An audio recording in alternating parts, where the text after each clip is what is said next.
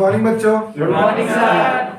हमने रेसिस्टेंस के बारे में काफी कुछ पढ़ लिया था, ओम्स लॉ पढ़ लिया था, फिर रेसिस्टिविटी का टॉपिक पढ़ लिया था।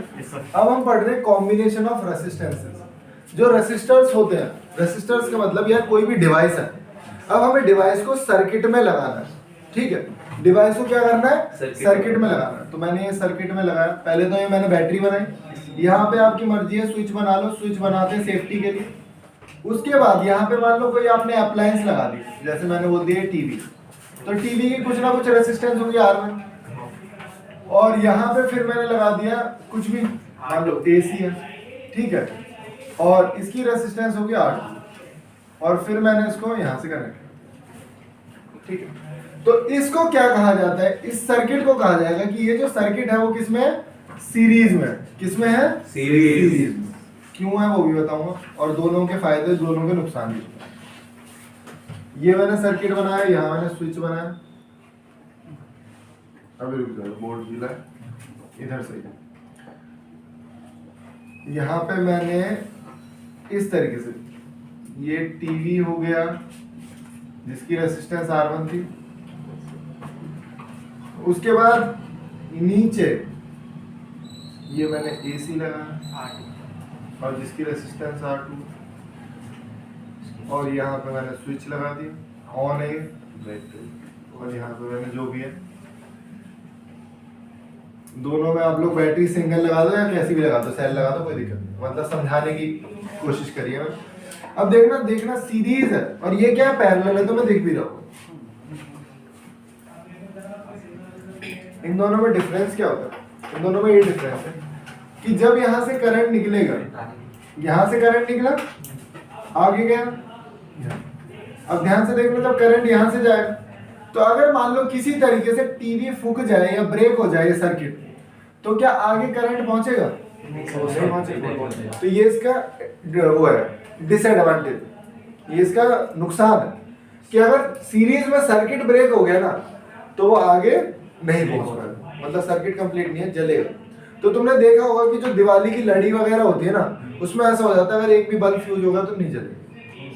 फिर हमें चेक करना पड़ता है कौन सी बल्ब फ्यूज हो गई, फिर उसकी तार हटा के फिर हम लोग जोड़ते हैं, फिर आगे पूरे जलते हैं। ऐसे ही होता है ना, क्योंकि वो सीरीज में होती है। और सीरीज में तुम्हें याद रखना है कि सीरीज में भाई आपका जो वोल्टेज होगा, सीरीज में जो आपका वोल्टेज है वो डिवाइड हो जाता है। सीरीज में यहां मैंने लिखा सीरीज, और सीरीज की बातें लिखूंगा। सीरीज में आपका जो वोल्टेज है, वोल्टेज जो है वो डिवाइड हो जाता है, और करंट जो है वो कांस्टेंट रहता है, मतलब डिवाइड नहीं होता। तो वोल्टेज डिवाइड या फिर ड्रॉप कह सकते हो आप, ड्रॉप। अब बताता हूँ ड्रॉप का मतलब क्या होता है। देखो यहां से वोल्टेज गया होगा कुछ, है ना, तो यहाँ पे टीवी लगा हुआ, टीवी को कुछ ना कुछ काम करने के लिए, टीवी में जो इलेक्ट्रॉन्स फ्लो करेंगे उसको वोल्टेज तो चाहिए ना, टीवी को वोल्टेज तो चाहिए। तो ये वोल्टेज अपना फैच कर लेगा, फैच का मतलब चूस लेगा, निकाल लेगा जितना उसे चाहिए। अब यहाँ वोल्टेज ने निकाल लिया, अब वो आगे जाएगा तो उसे वोल्टेज कम मिलेगा, उसे वोल्टेज कम मिलेगा। तो इसे वोल्टेज कम मिलेगा तो शायद ये प्रॉपर तरीके से ना चले, तो वोल्टेज क्या हो रहा है, डिवाइड हो रहा है। इसीलिए हम लोग बड़े बड़े अप्लायंस को कभी भी सीरीज में नहीं रखते, समझे, कि वोल्टेज हो जाता है डिवाइड। अब मान लो कई बार मैं तुम्हें एक कहानी सुनाता हूँ। जैसे हमारे, जब मैं बहुत छोटा था, ठीक है, कितना छोटा, मतलब बहुत छोटा कि मुझे ये चीजें समझ में नहीं आती थी, रहा हूँगा 5-10 साल का। तो उसमें क्या था, मैंने देखा था गाजियाबाद में मैं किसी रिश्तेदार के यहाँ था, तो वहां पे क्या थे, जितने भी कनेक्शन हो रखे होते हैं वो सारे सीरीज में होते थे। मतलब एक खंबा लगा हुआ था वहां पे और ये एक तार जा रही थी, सबने उसी में से कनेक्शन ले रखे थे, पूरी गली में उस खंबे से कनेक्शन आ रहे। अभी आपने क्या देखा कि ट्रांसफार्मर लगा हुआ है, ट्रांसफार्मर के नीचे एक बॉक्स लगा हुआ है, और हर घर में खंबे से ही तार आ रही है। हर घर में कहां से तार आ रही है, खंबे से ही तार आ रही है, समझे। लेकिन पहले ऐसा नहीं होता था, पहले ऐसा नहीं था। अब क्या था इसमें ये होता था कि पहले वाले घर ने मान लो टीवी चल रहा है, AC चल रहा है, बड़ी बड़ी कोठियां थी तो AC सबके घरों में था, और लास्ट वाले में जिसके रिश्तेदार के यहाँ मैं गया था वो किराए पे रहता था, तो उसके यहाँ बस कूलर ही था। और जैसे रिश्तेदार आते तो कूलर के आगे सुला देते उन्हें, तो मैं कूलर के आगे ही सो रहा था बिल्कुल, और कूलर ऐसे घूम रहा था ना कि मुझे पंखुड़ियाँ दिख रही थी उसकी। अब समझ लो कितनी देर चल रहा होगा वो, उसके जो ब्लेड्स है पंखुड़ी है वो मुझे दिख रही थी, और बहुत स्लो चल रहा था, बिल्कुल भी हवा नहीं आती, कभी तेज हो जाता कभी कम हो जाता, कभी तेज हो जाता कभी कम हो जाता, वोल्टेज फ्लक्चुएट कर रही थी। अब हुआ क्या, मैं जैसे तैसे सो गया, मतलब मैं बहुत ज्यादा गर्मी बहुत ज्यादा ठंड में भी सो जाता हूँ, ऐसा कुछ नहीं कि ठंड लग रही है गर्मी लग रही है, मैं सो गया। जब मैं सुबह उठा तो वो कह रहे हैं कि कूलर फूक गया। मैंने कहा कैसे, तो फिर एक भैया थे, उन्होंने मुझे बताया कि होता क्या है, जब 3 बजे के बाद ठंड लगती है तो ये लोग एसी ऑफ कर देते। अब जब एसी ऑफ हो चुके हैं तो सारा वोल्टेज किसके पास आ गया, एकदम से इसके पास आ गया, और ये बहुत धीरे चल रहा था बहुत घंटों से, और ये जब एकदम से इसको वोल्टेज मिला ओके, इसीलिए तब, क्योंकि मैंने बताया वो किराएदार थे तो उनके पास स्टेबलाइजर भी नहीं था। पहले हर एक अप्लायंस के साथ, हर एक अप्लायंस का मतलब है टीवी के, फ्रिज के, सबके साथ एक स्टेबलाइजर हमें रखना पड़ता था। स्टेबलाइजर का मतलब होता है जिसे जैसे गांव के लोग स्टेबलाइजर कहते हैं या कुछ भी कह देते हैं, that is called stabilizer. Stabilizer का मतलब क्या है, एक बॉक्स होता है जो कि वोल्टेज को स्टेबल करता है। तुमने देखा भी होगा जैसे घरों में कहीं एसी लगा रहता है ना, तो एसी के बाहर स्टेबलाइजर लगा रहता है और जो वोल्टेज फ्लक्चुएट होती है उसको स्टेबल करता है। उस रूम में लगा होता है, ठीक है, तो वो क्या करता है, वोल्टेज को फ्लक्चुएशन से रोकता है। अब मैं तुम्हें बता मतलब जब मैग्नेटिज्म पढ़ाऊंगा ना, जब बताऊंगा, वैसे ट्रांसफार्मर तुम्हारे टॉपिक का पार्ट नहीं है, तुम्हारे सिलेबस का पार्ट नहीं है 10th का, लेकिन फिर भी मैं तुम्हें बताऊंगा कि देखो मैंने तुम्हें बता दिया कि इसको कैसे रोक सकते हैं, इसको स्टेबलाइजर के थ्रू रोक सकते हैं। पहले ना गांव में बिल्कुल डिम लाइट जल रही होती थी, बिल्कुल बल्ब की तार दिख रही होती थी हमें, वो जो 100 वाट का बल्ब होता है, तो हम क्या करते थे, स्टेबलाइजर लगाया, और स्टेबलाइजर कैसा था, स्टेप अप स्टेबलाइजर था, मतलब वो वोल्टेज को बढ़ा देगा। तो उसमें जैसे कट कट कट ऐसे ऐसे करेंगे तो वोल्टेज बढ़ती जाएगी, बल्ब ऐसे ऐसे तेज होता जाएगा, ठीक है। तो क्या है, डिम लाइट आ रही थी उसने बढ़ा दी। अब कई बार क्या होता है, लाइट बहुत तेज आ रही होती है, वो कम भी कर देगा, ऐसे कर तो कम कर दिया उसने, तेज आई तो बढ़ा दी। तो फ्रिज वगैरह के ऊपर, बहुत सारी चीजों के ऊपर ये लगा रहता था, ठीक है। तो स्टेबलाइजर अब कईयों में ऑटोमेटिक भी आते हैं, कईयों में ऑटोमेटिक भी आते हैं। तो इसको मैं पढ़ाऊंगा कि इसकी कंस्ट्रक्शन कैसे होती है। स्टेप अप का मतलब वोल्टेज को बढ़ा देता है, स्टेप डाउन का मतलब वोल्टेज को कम कर देता है। जैसे तुम्हारा चार्जर है ना, चार्जर में कितनी, तुम्हें कितनी, तुम कितनी दे रहे हो सॉकेट में से, ये जो सॉकेट लग रहा है 220 दे रहे हो, लेकिन फोन कह रहा है मुझे तो 5 वोल्ट चाहिए। 5 वोल्ट कैसे दोगे, बीच की कहाँ गई। मैं चाहता तो रेसिस्टर लगा सकता था, लेकिन मैंने तुम्हें बताया था कि रेसिस्टर नहीं लगाओ, लॉस करेगा वो। अगर रेसिस्टर लगाता तो 5 रुपए का रेसिस्टर भी नहीं आता, तो चार्जर कुल मिला के 10 रुपए का भी नहीं होता, है ना। 20 रुपए की तार, 10 रुपए का रेसिस्टर, लोग चार्जर बन गया। लेकिन जो ट्रांसफार्मर लगा है ना, उससे उसकी कॉस्ट बढ़ती है। जो अंदर एक छोटा सा ट्रांसफार्मर लगा है, तुम लोग देखोगे, है ना, दिखाया था ना मैंने, तो तुम लोग डालोगे कि ट्रांसफार्मर इन मोबाइल चार्जर, तो मैं छोटा सा दिखेगा वो बिल्कुल लगा हुआ, जो उसके अंदर लगाओ, पीले कलर का, हाँ पीले कलर का। तो ये क्या, स्टेप डाउन है, ये क्या कर रहा है, वोल्टेज को कम कर रहा है भाई, ये वोल्टेज को क्या कर रहा है, कम कर रहा है, क्योंकि हमें कम चाहिए, जहाँ ज्यादा चाहिए वहां बढ़ा देंगे, जहाँ कम चाहिए वहां कम कर देंगे।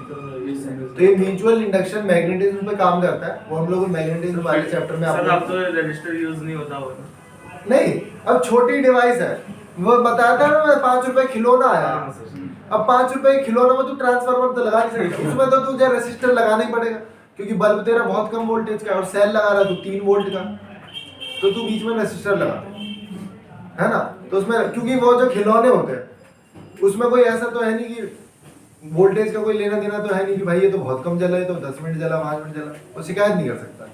लेकिन चार्जर में आप लोग महंगा सामान होगा उसकी शिकायत कर सकते हैं, तो उसमें कुछ नहीं है कि 5 रुपए का सामान है, उसे यूज एंड थ्रो वाला सिस्टम, और जो गुब्बारे वगैरह होते हैं। सर जैसे कि आपने बताया था कि जो लड़ी की लाइन होती है वो सीरीज में होती है, हाँ। ठीक है। अगर एक लड़ी मतलब टूट गया तो मतलब वो पूरी लड़ी नहीं चलेगी। और सर जहाँ आप गए थे गाजियाबाद में, है ना, तो वहाँ पे मतलब ऐसी सीरीज में था, हाँ। तो अगर सर एक घर का मतलब मान लो कि अगर कुछ खराब हो गया तो पूरे घर के मतलब खराब हो जाएगा। देखो हाँ, अगर एक देखना ये लाइन तो पूरी चल रही है, हाँ, ये लाइन तो पूरी चल रही है, लेकिन इन्होंने यहाँ से करंट निकाल लिया है, जी सर। तार डाल रखी है। अगर ऐसा होता है कि ध्यान से देखो, अगर यहाँ पे तार कट जाए तो आगे नहीं जाएगा, यहाँ तो यहाँ अगर कट रही है तो आगे तो जा ही रहा है ना। जी सर। ये था और देख सीरीज में, हाँ ये था कि अगर पूरा हमारे घर का भी सर्किट, हमारे जो घर का सर्किट लगा है वो पैरेलल में लगा हुआ, अगर हमारे घर का सर्किट सीरीज में हो तो अगर तुम्हारी ट्यूबलाइट बल्ब कुछ भी खराब हो गया ना तो पूरा सर्किट नहीं चलेगा, ऐसा हो।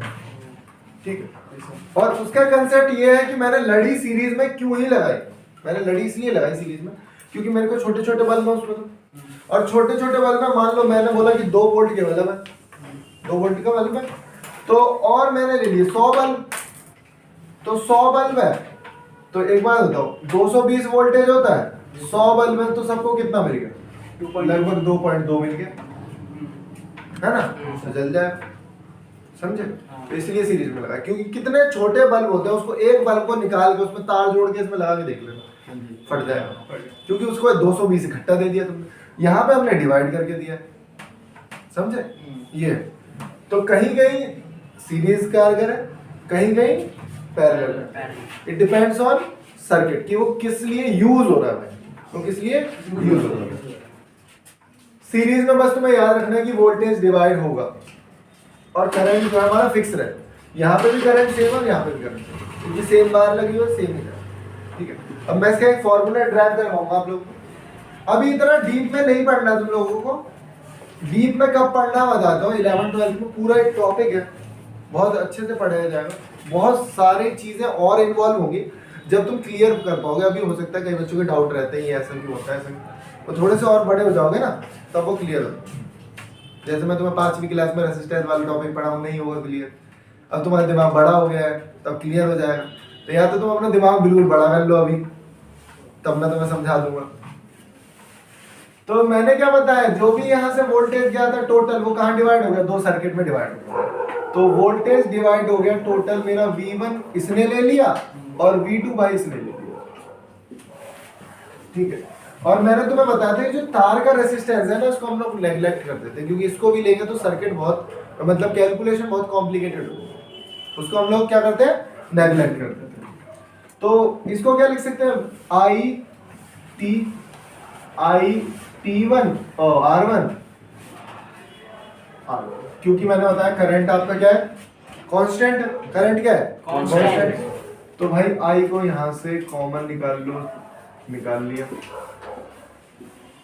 काट दो, I से I काट दो, RT बच गया आपका R1 प्लस R। तो कभी भी आप सीरीज में करोगे ना सवाल, तो जितने भी रेसिस्टेंस है उन सबको जोड़ना है, सिंपली जोड़ना है, जैसे बचपन में प्लस करते थे ना, बिल्कुल वैसे।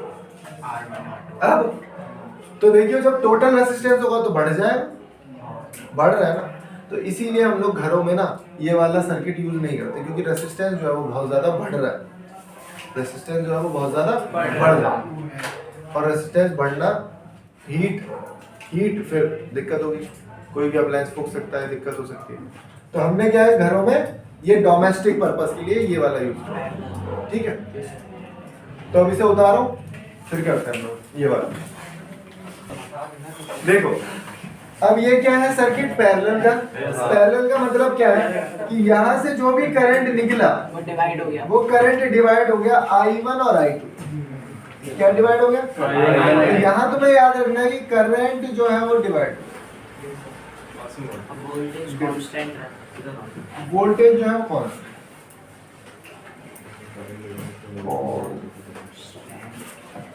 ठीक है भाई। अब इसका जो फॉर्मूला होगा वो कैसे होगा वो बता देता हूँ। देखो इसीलिए तुम किसी भी प्लग में अपना वो डालोगे वोल्टमीटर, तो तुम्हें पता लगेगा कि 220 वोल्टेज है सारे प्लग्स में, ठीक है। जितने भी प्लग तुम्हारे घरों में हैं उन सब में कितना वोल्टेज आ रहा है, 220। वोल्टेज तो कांस्टेंट है, सिर्फ करंट डिवाइड, ठीक है।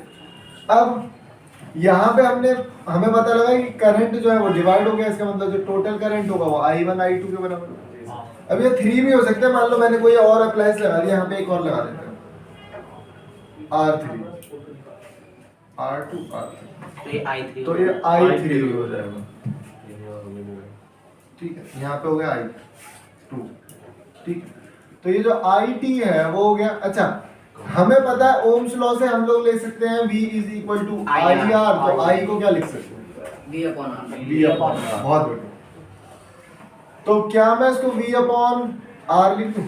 V upon R T, V upon R1, V upon R2, V upon R3। बहुत बढ़िया। V ले लो भाई common, 1 upon R1, R1 1 upon R2 1 upon R3। V upon V से V काट तो 1 अपॉन RT कितना हो गया? 1 upon R1 plus 1 upon R2 1 upon R3। तो इसमें जो टोटल रेजिस्टेंस होती है वो फाइनली कम होती है। अब एक चीज छोटी सी समझने की कोशिश करना कि कई बार जब न्यूमेरिकल्स करोगे ना तो लास्ट में जो RT आएगा तुम्हारा वही तुम आंसर लिख देते हो, जो कि गलत है। भाई RT को उल्टा भी करना, ये RT निकालना होता मुझे, तो RT ये तो 1 अपॉन RT आएगा जो तुम्हारा रिजल्ट आएगा, वो ऑप्शन में होगा तुम्हारे पक्का, लेकिन वो आंसर नहीं है। उसका उल्टा करोगे ना वो आंसर है, क्योंकि 1 अपॉन RT है तो उसको रिवर्स करना पड़ेगा। अभी न्यूमेरिकल्स कराऊंगा जब तुम्हारे समझ में आएगी कि क्या है। ठीक है, न्यूमेरिकल्स इसलिए बोलता हूँ मैं, तुमने 9th में भी बहुत कम न्यूमेरिकल करे थे। न्यूमेरिकल्स 9th में अगर अच्छे करे होते और अभी भी अच्छे करोगे तो दिमाग तुम्हारा जो है ना वो थोड़ा सा एक्सपेंड हो, अच्छे से सीखेगा, चीजों को समझेगा और मजा भी आएगा। नहीं तो क्योंकि फिजिक्स जो है वो रटने की चीज तो है ही, समझने की चीज है, आगे दिक्कत नहीं होगी। क्योंकि न्यूमेरिकल जो बच्चे छोड़ देते हैं ना 80% न्यूमेरिकल आते हैं 11th 12th में, बाकी लेवल थ्योरी तो अलग ही है, न्यूमेरिकल बहुत तगड़े होते हैं। जिसने न्यूमेरिकल सीख लिया वो आगे जाएगा। ठीक है, तो अब मैं कुछ न्यूमेरिकल्स कराता हूँ। ठीक है, चीजों को समझना, पहले एनसीईआरटी करा देता हूँ एक तो, और फिर इसके बाद। ठीक है, देखो ये एक सर्किट बनाया मैंने जिसमें R1 जो है वो 5 ओम है, R2 10 ओम है और R3 30 ओम है। 12 वोल्ट की बैटरी लगी हुई है। यहाँ पे आपको निकालना है टोटल रेजिस्टेंस, पहले निकाल लोगे फॉर्मूले से, टोटल करंट और फिर करंट थ्रू ईच रेजिस्टर। का मतलब ये है कि मैंने तुम्हें बताया है भाई कि जब यहाँ से करंट निकलेगा तो वो I1 जाएगा यहाँ पे, I2 जाएगा यहाँ पे और I3 जाएगा। तो उसने बोला कि हर एक रेजिस्टर कितना करंट ले रहा है वो बताना है। ठीक है, तो बताओ फिर। 3 ठीक है, तो देखो टोटल रेजिस्टेंस कैसे निकालेंगे, 1/RT equal to 1/R1, R2 और R3, क्योंकि हमें पता है सीरीज में। अभी बहुत सारे क्वेश्चंस मैं कराऊंगा जिसमें तुम लोग बहुत ज्यादा कंफ्यूज हो जाओगे कि कैसे पता लगेगा यार ये सीरीज में पैरेलल। वैसे तुम बहुत ओवर कॉन्फिडेंस हो रहे होगे कि हाँ हमें तो पता लग जाएगा बड़ा आराम से, लेकिन ऐसे बहुत सारे सर्किट होते हैं जिसमें तुम नहीं पता लगा पाओगे। तो मैं अभी होमवर्क में दूंगा इसके बाद ही जस्ट।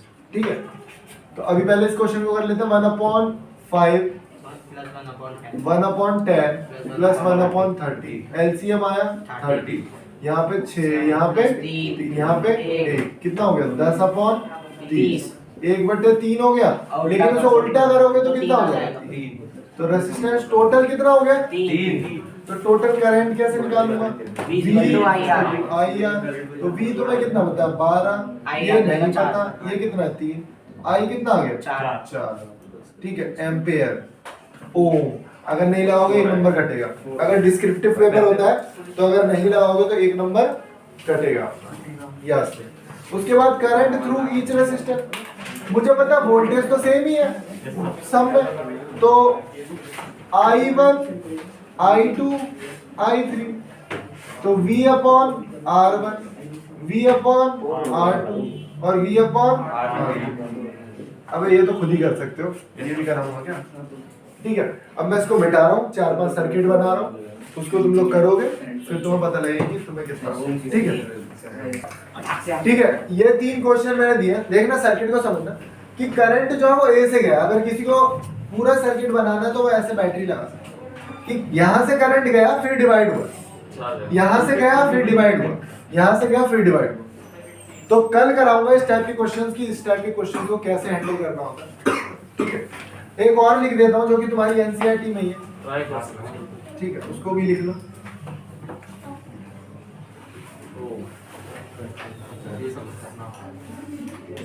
लग रहे हैं खतरनाक नहीं है कुछ भी। समझ में आ जाएगा इसलिए।